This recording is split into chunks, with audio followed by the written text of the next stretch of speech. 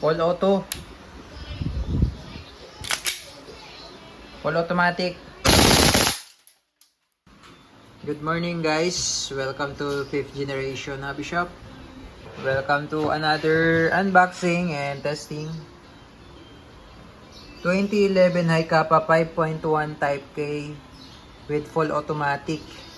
Shoutout natin si Sir Levy. Shoutout sa inyo dyan, Sir Levy.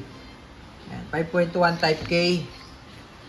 Airsoft gas blowback ng WE. Meron siya full auto. Andito yung switch niya. And yung full auto then yan naman yung semi-auto. Full auto, semi-auto.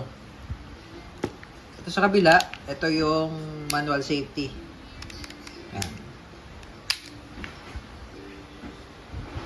Adjustable side, rear.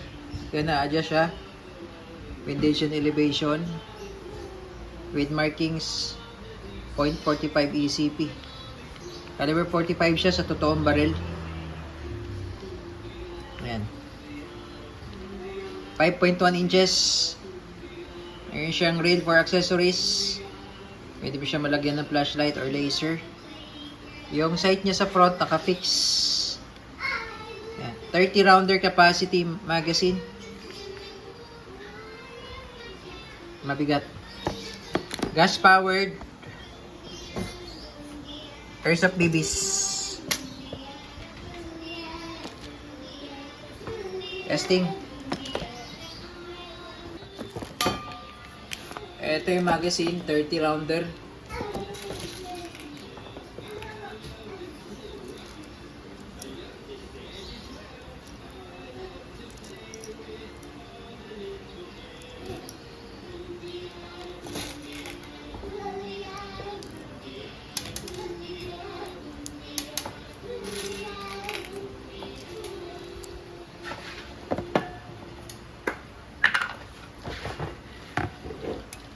Three to 5 seconds lang pagkakarga po ng gas, inverted position.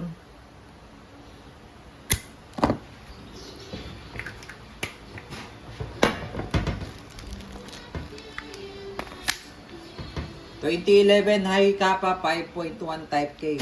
Ito yung kanyang box. Ayan yung brand, WE. Ito yung model 5.1K or Type K, full automatic.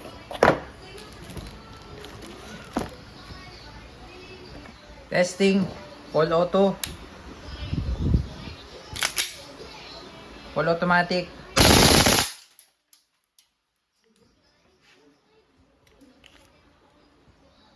Ayun, bali sa full automatic, isang trigger pull mo lang, ubusin niya agad yung bala.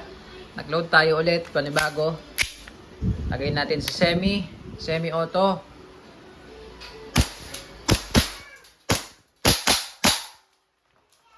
Ayan, 5.1 Type K. Gas blowback, airsoft pistol.